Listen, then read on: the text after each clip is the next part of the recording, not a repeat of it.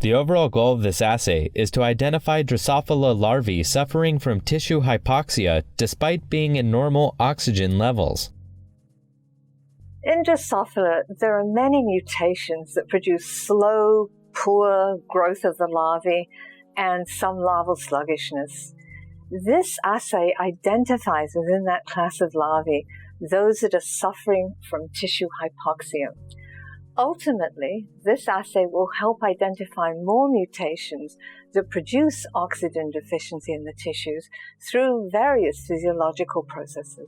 The idea for this assay arose from the observation that larvae with damaged airways, or trachea, show two strange behaviors. These aberrant behaviors are the failure to burrow into food during early larval life and the failure to turrow into a softer substratum during the wandering phase.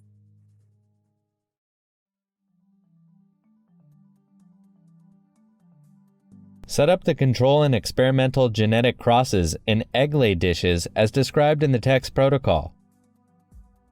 Keep the flies in darkness for at least 2 days prior to starting timed egg collections. For timed egg collection, transfer the adults to new grape agar plates decorated with a fresh smear of yeast paste early in the day and allow the adults to lay eggs on the plates for 4 hours. After 4 hours, transfer the adults to fresh grape agar plates. Next, incubate the 4-hour collection plates overnight at 25 degrees Celsius.